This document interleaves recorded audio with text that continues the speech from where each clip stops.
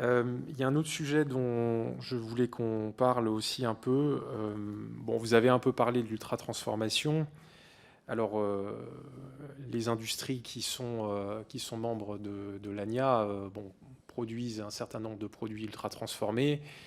Et aujourd'hui, les produits ultra-transformés sont bon, beaucoup pointés du doigt dans des problèmes de santé publique qui se posent à la France, et pas qu'à la France, hein, au monde entier. À un moment, je crois, Monsieur le Président, vous parliez de guérir. Bon, c'était un peu dans un cadre différent. Mais c'est vrai que là, il y a beaucoup aussi d'externalités négatives qui proviennent de l'ultra-transformation et d'un certain nombre de productions qui émanent de vos entreprises, pas spécifiquement français. Voilà, c'est un problème mondial. Donc sur ce sujet des problèmes de santé publique qui sont engendrés par les produits ultra transformés, quel est un peu l'état des discussions qui existent au sein de l'ANIA? Est-ce que c'est une problématique qui est maintenant saisie à bras le corps? Est-ce qu'il y a des évolutions à attendre? Et est-ce que progressivement, voilà, il y a peut-être un certain nombre de produits qui seront moins produits différemment? Enfin voilà, sur ce sujet de la santé publique, parce que vous avez rappelé que bon, vos industries amènent beaucoup de choses, beaucoup d'emplois à la France, et c'est juste, hein, donc beaucoup de valeur. On pourrait aussi faire le raisonnement qui consiste à dire qu'il y a un coût social extrêmement important qui émane en fait des produits qui sont consommés par tout à chacun.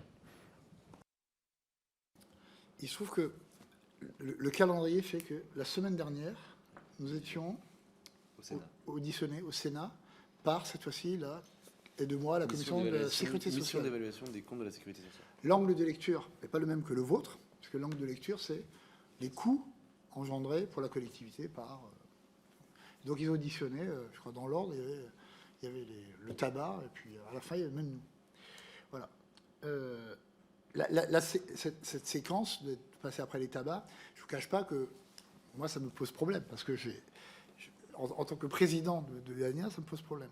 Et le point de désaccord que nous pourrions avoir tous les deux, c'est sur l'expression que vous utilisez, et vous l'utilisez parce qu'elle est rentrée malheureusement un peu dans le concert public, qui est cette alimentation ultra transformée. Alors, je le dis et je le redis avec beaucoup de conviction, parce que moi, je fais ce métier depuis 40 ans. Hein. J'ai vendu de la bière. Moi, j'étais directeur commercial de Cronenbourg, en Alsace, une région que vous connaissez bien. J'ai travaillé dans l'eau minérale. Je travaille dans les bonbons.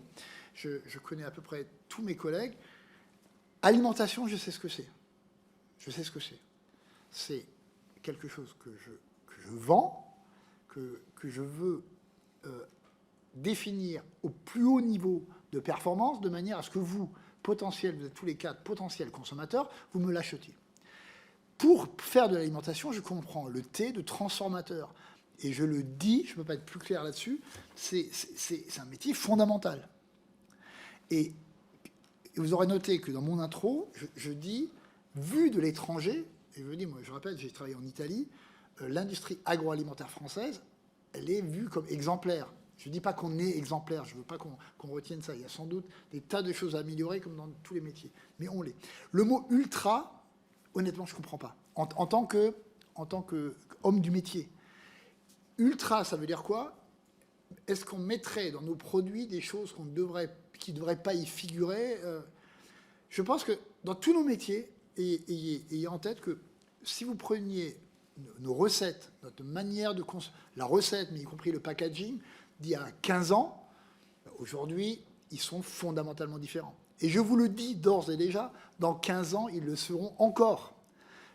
Je me permets de faire une parenthèse sur un métier que je connais bien. Aujourd'hui, vous achetez des sachets de bonbons dans des sachets en plastique. Dans 10 ans, mais bien avant, vous, en tant que consommateur, vous n'accepterez plus de le faire. En tant que consommateur, même si vous aimez beaucoup les bonbons, vous allez dire il faut que vous me donniez des alternatives différentes pour dire est-ce que vous avez dans vos gammes des produits avec moins de sucre. Donc il y aura des gammes différentes. J'ai un producteur de bière, moi j'ai vendu Cronenbourg avec passion. le taux d'alcool d'une 1664 que moi je vendais dans les années 90 n'a plus rien à voir avec le taux d'alcool d'aujourd'hui. Donc, moi, le point d'attention et vous êtes à une position éminente là-dessus, sur ce sujet, c'est de dire, faites attention de ne pas participer à ce concert sur l'ultra transformé. Si un produit, qu'on soit clair, soit la science qui le dit, soit vous le dites en tant que législateur, ne doit plus figurer dans nos recettes. Et alors, il faut le dire. Et aujourd'hui, il n'y a aucun produit qui est interdit, que nous continuons à produire. S'il doit y avoir des recherches, si la science évolue, si l'opinion publique vous oblige, vous, représentation nationale, à aller dans ce sens, alors, ok, prenez les décisions en ce sens. Et nous y appliquerons. Mais aujourd'hui, je ne peux pas dire mieux.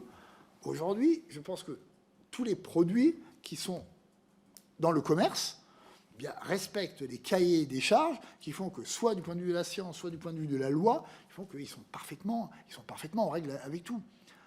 Il faut qu'on fasse très attention avec ça, quoi. Et pas faire croire que, je reviens à ce chiffre qui est incroyable, les 47 milliards de ce qu'il va faire. On a d'actes d'achat. Il faut qu'on puisse faire en sorte que on a l'habitude de dire, nous, que cet agroalimentaire, il doit être sain, et il est sain. Dans la connaissance aujourd'hui de la science, il est sain.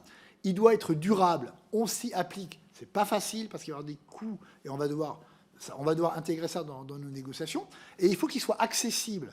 Et l'accessibilité, franchement, il ne faudrait pas qu'on ait la mémoire courte. On vient de sortir. On est à peine sorti d'un épisode d'inflation qu'on n'a pas connu depuis une trentaine d'années ou 40 ans. Moi, je me souviens que j'avais connu ça dans les années 80. Il faut continuer à penser que nos produits doivent être achetables par le plus grand nombre. Et donc, je ne peux pas être plus ferme et plus catégorique que ça.